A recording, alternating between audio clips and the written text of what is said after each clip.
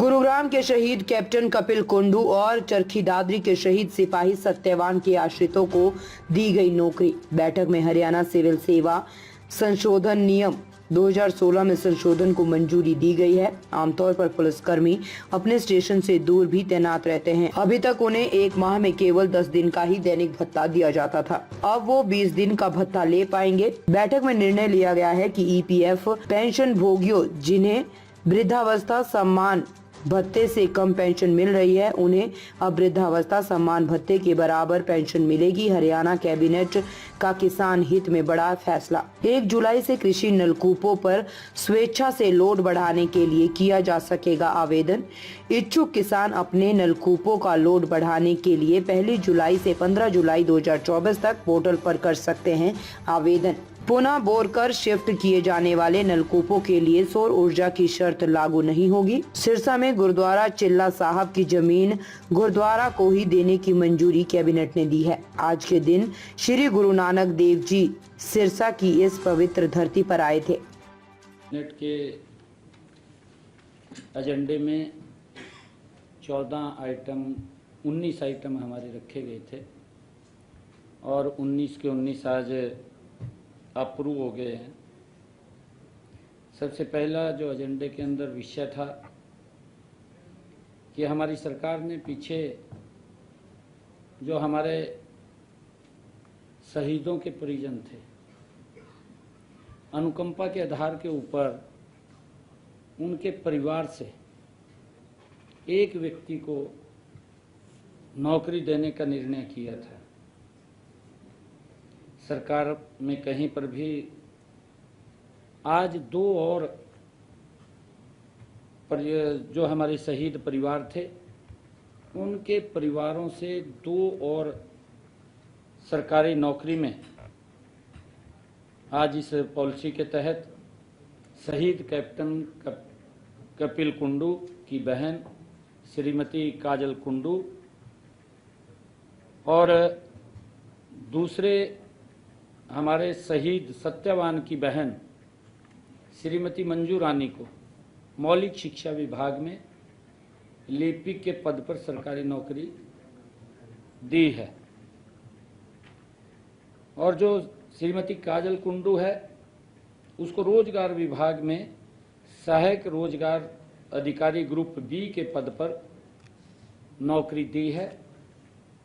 मैं बताना चाहूँगा कि अगर हम ध्यान करें, हमारी सरकार ने लगातार पिछले 9.5 वर्षों में शहीदों के परिजनों के अनुकंपा के आधार पर 369 नौकरी पीछे दी है। 2 और आज इसमें जुड़ी हैं।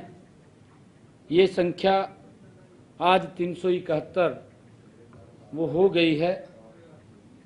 अगर हम पिछली सरकार का देखें, पिछली सरकार में मैं बताना चाहूँगा कि 10 सालों के कार्यकाल में 2014 से पहले प्रदेश में मात्र 6 शहीदों के परिजनों को ही सरकारी नौकरी दी गई थी।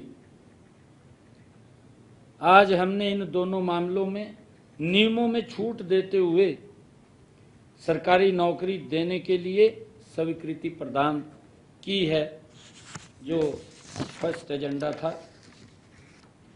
और हमारा इस एजेंडे के अंदर जो हमारे सशस्त्र बलों और केंद्रीय सशस्त्र पुलिस बल युद्ध हताहतों के परिवारों के सदस्य के लिए नीति 2023 बनाई थी। कैबिनेट में आज ये भी एजेंडा आया और उसको स्वीकृति प्रदान की गई। अब इसका नाम बदल करके वीर शहीद सम्मान योजना, वीर शहीद सम्मान योजना अब इसकी स्वीकृति प्रदान की गई है। इस नाम से इस योजना को जाना जाएगा। और हमारा जो एक और एजेंडा था, जो हमारे स्टाम्प विक्रेता थे, आजकल ई स्टाम्प हम ले लेते हैं, कंप्यूटर से स्टाम्प आ जाता है,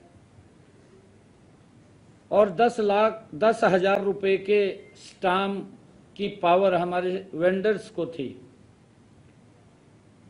और अब वो 10,000 की पावर खत्म कर दी है। इसके कारण से उनके रोजगार के ऊपर भी संकट खड़ा हो गया था।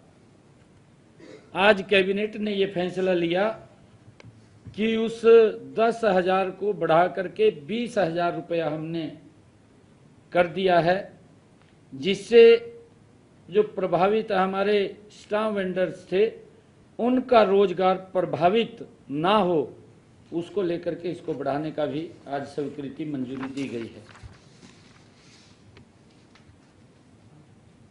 और हमारे जो मेडिकल कॉलेज हैं उसमें डेंटल और नर्सिंग कॉलेजों में जो बन करके तैयार हुए हैं, क्योंकि अभी हमने ये निर्णय इसके तहत लिया है, इस नीति को मंजूरी दी है कि वो कॉन्ट्रैक्चुअल बेस के ऊपर उसमें जो खाली पद हैं उनको जब तक वो स्थायी पद वहाँ पर नहीं आते तब तक कॉन्ट्रैक्चुअल से उन पदों को शीघ्र ही वो भरे जाएंगे।